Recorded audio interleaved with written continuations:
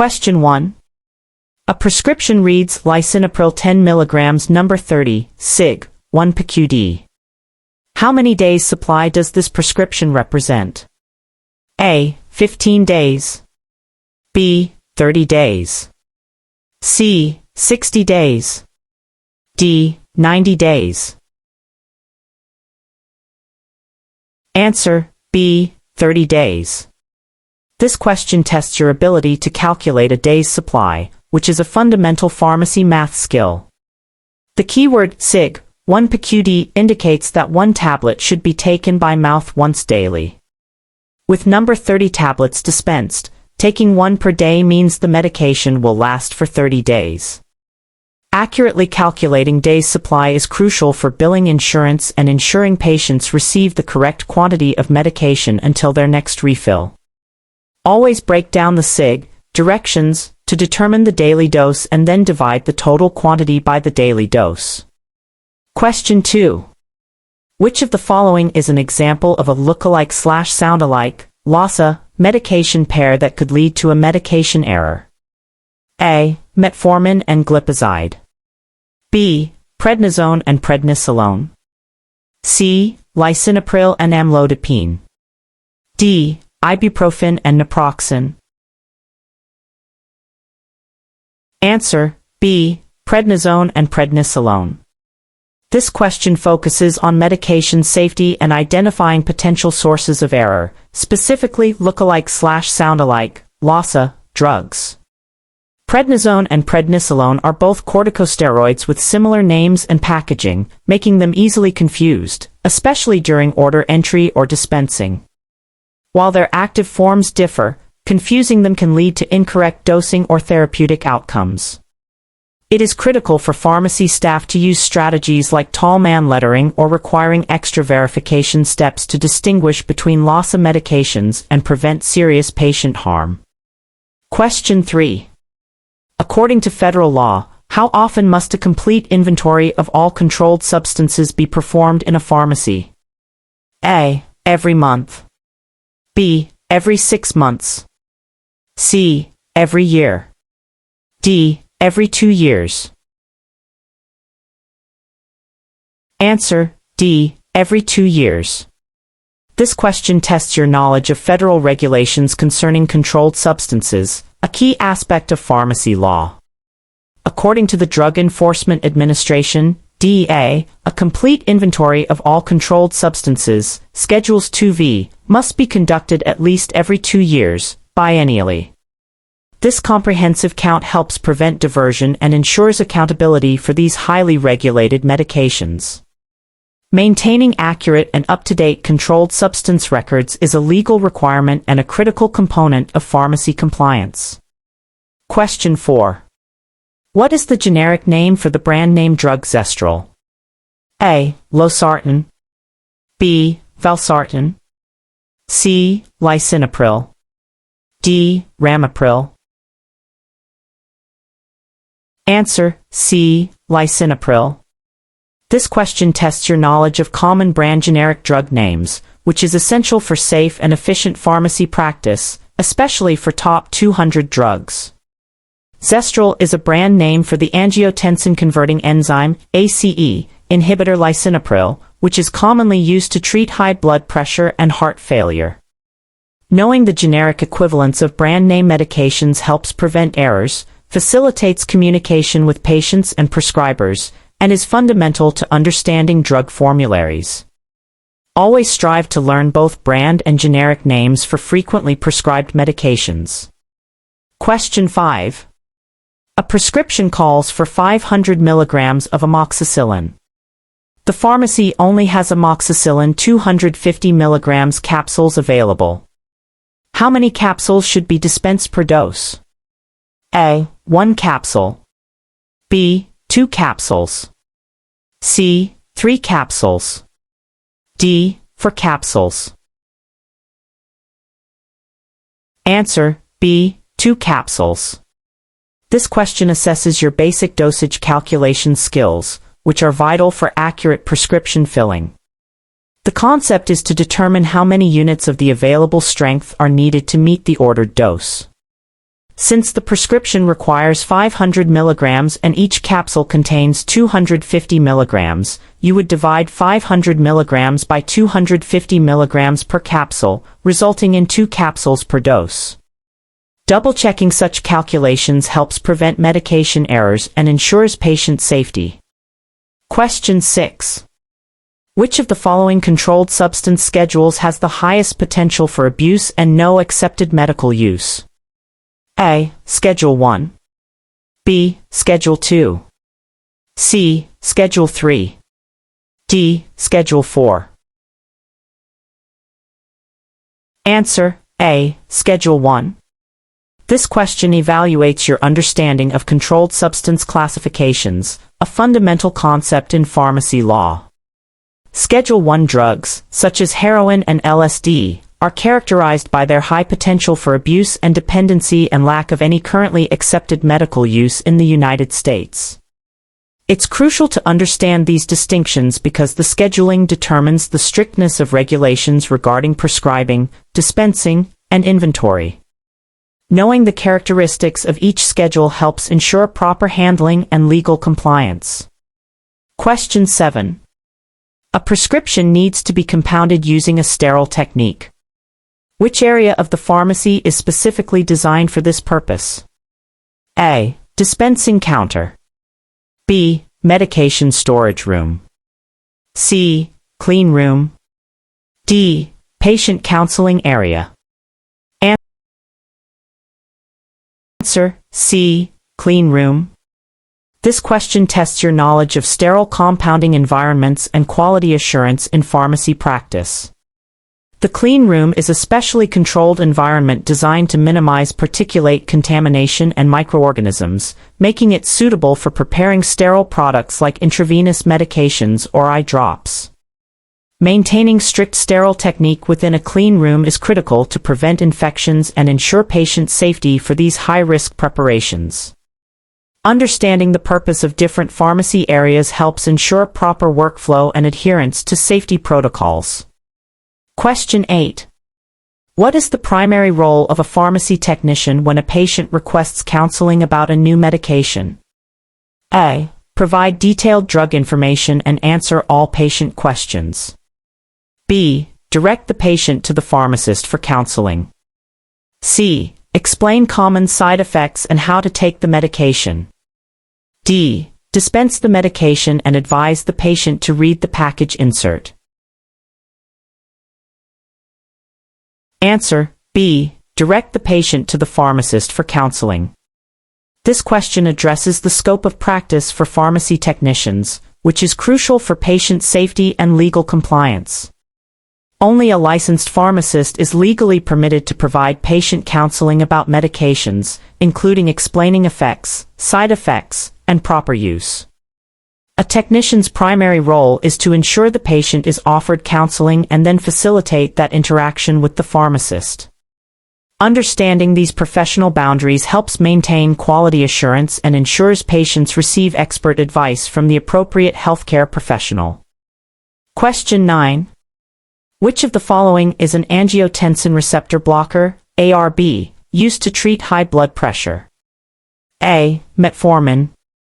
B. Atorvastatin. C. Valsartan. D. Amoxicillin. Answer: C. Valsartan. This question assesses your knowledge of common drug classifications and their respective generic names, a vital component of the top 200 drugs. Valsartan is an angiotensin receptor blocker, ARB, used primarily to treat hypertension, high blood pressure, and heart failure.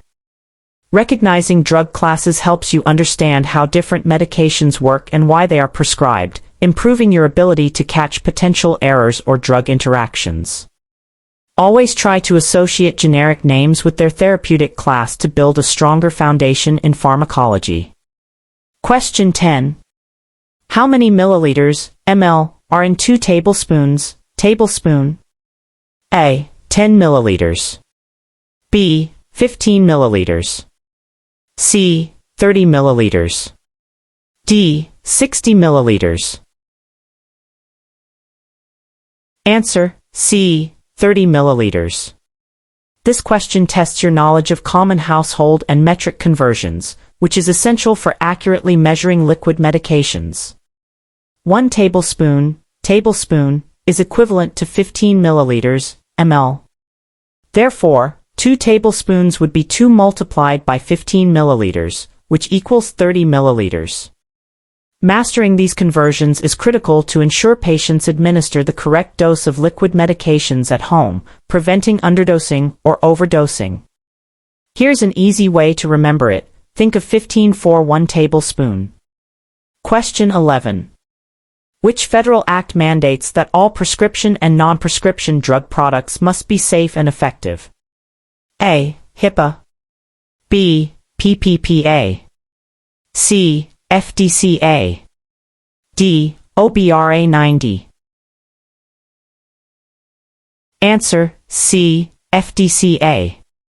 This question tests your knowledge of key federal pharmacy laws and their impact on drug regulation. The Federal Food, Drug, and Cosmetic Act, FDCA, of 1938, along with its amendments, is the primary federal law that ensures all drugs and medical devices are safe and effective before they can be marketed. This act established the U.S. Food and Drug Administration, FDA, and set standards for drug manufacturing, labeling, and advertising. Understanding major pharmacy laws like the FDCA is fundamental to ensuring patient safety and regulatory compliance. Question 12. A patient brings in a prescription for Synthroid. What is the generic name for this medication? A. Levothyroxine. B. Liothyronine. C. Methimazole. D. Propylthiouracil. Answer: A. Levothyroxine. This question focuses on knowing the generic names for common brand name drugs, a crucial skill for safe dispensing, especially for top 200 medications. Synthroid is a well-known brand name for levothyroxine, a synthetic thyroid hormone used to treat hypothyroidism. Recognizing these brand generic pairings helps prevent dispensing errors and ensures proper communication with patients and healthcare providers. It is important to memorize these common drug names to perform efficiently and safely in the pharmacy. Question 13. What is the primary purpose of tallman lettering in pharmacy? A. To distinguish between different drug classes. B. To highlight expiration dates on medication labels. C. To differentiate between lookalike/soundalike, LASA, drugs. D. To indicate controlled substance schedules. Answer: C. To differentiate between lookalike/soundalike, LASA, drugs. This question tests your understanding of medication safety strategies, particularly those aimed at preventing errors caused by LASA drugs. Tallman lettering involves capitalizing specific parts of drug names, e.g., hydralazine and hydroxyzine, to visually emphasize the differences between similarly spelled or sounding medications. This technique is a crucial quality assurance measure recommended by organizations like the FDA and ISMP to reduce confusion and enhance patient safety. Implementing such visual cues is a practical way to minimize dispensing errors. Question 14. A prescription calls for 15 units of insulin. The insulin syringe available is marked in units. How should the pharmacy technician measure this dose? A. By weight in milligrams. B. By volume using a standard oral syringe. C. Directly using the insulin syringe's unit markings. D. By counting drops from the vial. Answer: C. Directly using the insulin syringe's unit markings. This question addresses accurate medication measurement and safe dispensing practices for insulin. Insulin is specifically dosed and measured in units, and it must always be drawn using an insulin syringe, which is uniquely calibrated in units. Using any other type of syringe or measurement method would lead to an incorrect dose and potentially severe patient harm. Always remember that insulin dosages are precise and require dedicated insulin syringes for accurate measurement. Question 15. Which of the following is a common side effect of opioid pain relievers like oxycodone? A. Diarrhea. B. Constipation. C. Insomnia. D. Hypertension. Answer: B. Constipation. This question tests your knowledge of common drug side effects, which is important for patient counseling and anticipating potential drug-related issues, especially with top 200 drugs. Constipation is a very common and often persistent side effect of opioid pain relievers due to their action on the gastrointestinal system. Understanding these effects helps pharmacy staff provide appropriate over-the-counter recommendations or refer patients to the pharmacist for counseling on managing side effects. Always be aware of the common adverse effects of frequently dispensed medications. Question 16. What does the abbreviation NPO mean in a medical order? A. Take by mouth as needed. B. Nothing by mouth. C. Once daily. D. At bedtime. Answer: B. Nothing by mouth. This question assesses your understanding of common medical abbreviations, which is crucial for accurately interpreting prescription orders. NPO is a widely used abbreviation that stands for nil per os, meaning nothing by mouth. This instruction is critical in healthcare settings to ensure patient safety, especially before surgery or certain medical procedures. Misinterpreting such abbreviations can lead to serious adverse events, so it's vital to learn and correctly apply them. Question 17. A pharmacist is required to offer counseling to patients on new prescriptions. This is mandated by which federal act? A. HIPAA. B. PPPA. C. OBRA 90. D. CSA. Answer: C. OBRA 90.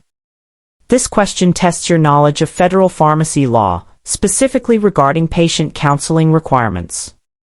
The Omnibus Budget Reconciliation Act of 1990, OBRA 90, mandated that pharmacists must offer to counsel Medicaid patients on all new prescriptions, which has since become a standard of practice for all patients. This act emphasizes the pharmacist's role in ensuring patients understand their medications for improved health outcomes. Understanding OBRA 90 is essential for recognizing the legal and ethical obligations of pharmacy professionals. Question 18. If a medication is stored in a refrigerator, what is the typical temperature range it should be kept within? A. 0 degrees Celsius to 2 degrees Celsius, 32 degrees Fahrenheit to 35 degrees Fahrenheit. B. 2 degrees Celsius to 8 degrees Celsius, 36 degrees Fahrenheit to 46 degrees Fahrenheit. C. 8 degrees Celsius to 15 degrees Celsius, 47 degrees Fahrenheit to 59 degrees Fahrenheit. D. 15 degrees Celsius to 25 degrees Celsius, 59 degrees Fahrenheit to 77 degrees Fahrenheit. Answer: B. 2 degrees Celsius to 8 degrees Celsius, 36 degrees Fahrenheit to 46 degrees Fahrenheit. This question addresses proper medication storage, a vital aspect of quality assurance and medication stability. The typical temperature range for refrigerated medications, as defined by USP guidelines and common practice, is 2 degrees Celsius to 8 degrees Celsius, 36 degrees Fahrenheit to 46 degrees Fahrenheit. Maintaining these specific temperature ranges is crucial to prevent drug degradation, preserve efficacy, and ensure patient safety. Always ensure that refrigerator and freezer temperatures are monitored regularly to comply with storage requirements. Question 19. What is the approximate weight of 1 kilogram, kg, in pounds, lbs? A. 1.2 pounds. B. 2.2 pounds. C. 3.2 pounds. D. 4.2 pounds. Answer: B. 2.2 pounds. This question tests your ability to perform common metric to household conversions, which is a practical pharmacy math skill. 1 kilogram, kg, is approximately equivalent to 2.2 pounds, lbs. This conversion is frequently used in pharmacy, particularly when calculating doses based on a patient's weight or when working with international units. Being proficient in these conversions helps ensure accurate dosing and patient safety across various measurement systems. Question 20. Which drug class does atorvastatin belong to? A. ACE inhibitor. B. Beta blocker. C. HMG-CoA reductase inhibitor, statin. D. Diuretic. Answer: C. HMG-CoA reductase inhibitor, statin. This question assesses your knowledge of major drug classifications, which is essential for understanding medication mechanisms and therapeutic uses, especially for top 200 drugs. Atorvastatin is a well-known HMG-CoA reductase inhibitor, commonly referred to as a statin. Statins are primarily used to lower cholesterol levels and reduce the risk of cardiovascular disease. Connecting generic names to their drug classes is fundamental to recognizing their purpose and potential interactions. Question 21. A pharmacy technician receives a prescription via e-prescription. What is a key quality assurance step to perform upon receiving it? A. Immediately print the label and fill the prescription. B. Verify prescriber information and drug details. C. Call the patient to confirm their address. D. File the e-prescription without further review. Answer: B. Verify prescriber information and drug details. This question emphasizes critical quality assurance steps in the prescription processing workflow. Upon receiving any prescription, including an e-prescription, it is essential to meticulously verify all prescriber information, e.g., name, DEA number if applicable, and drug details, e.g., drug name, strength, dosage form, directions, quantity, against the patient's profile and current drug information. This verification process helps catch potential errors before dispensing, ensuring patient safety and regulatory compliance. Always remember that even electronic prescriptions require careful human review. Question 22. Which of the following is a symptom of hypoglycemia, low blood sugar, that a patient taking metformin might experience if their blood sugar drops too low? A. Increased thirst and frequent urination. B. Blurred vision and slow breathing. C. Sweating, shakiness, and confusion. D. Dry mouth and warm, flushed skin. Answer: C. Sweating, shakiness, and confusion. This question tests your knowledge of common drug side effects and patient education points, particularly for important medications like metformin. While metformin itself typically doesn't cause hypoglycemia, patients on other diabetes medications, or if metformin is used off-label in certain conditions, or with poor oral intake could experience low blood sugar. Symptoms of hypoglycemia include sweating, shakiness, confusion, dizziness, and hunger. Recognizing these symptoms helps technicians identify potential patient safety issues and correctly escalate to the pharmacist for counseling. Question 23. What information is not typically required on a prescription label for a non-controlled medication? A. Pharmacy name and address. B. Patient's full name. C. The prescribing physician's DEA number. D. Drug name, strength, and quantity. Answer: C. The prescribing physician's DEA number.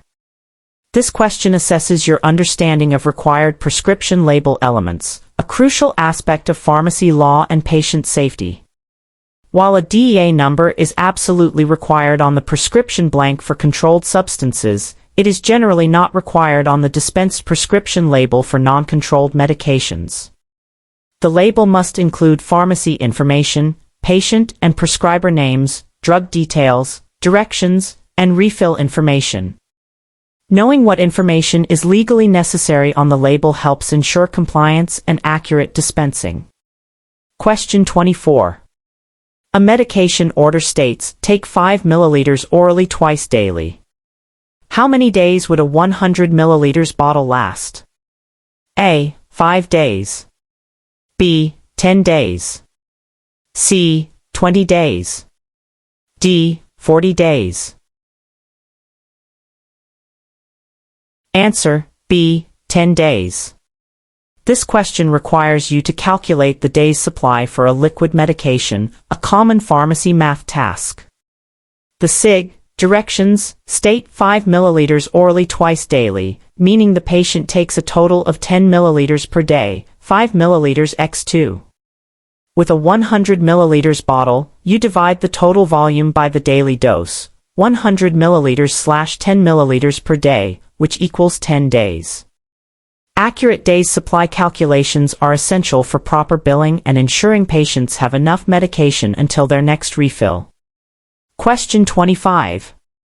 Which of the following is a nonsteroidal anti-inflammatory drug, NSAID? A. Tylenol. B. Aspirin. C. Tramadol. D. Gabapentin. Answer: B. Aspirin. This question tests your knowledge of common drug classifications and their representative medications. Aspirin is a classic example of a nonsteroidal anti-inflammatory drug, NSAID, known for its pain-relieving, fever-reducing, and anti-inflammatory properties, and also used for its antiplatelet effects. Understanding drug classes helps you identify how medications work, their indications, and potential contraindications or side effects. Always categorize drugs by their primary action to better understand their use in therapy.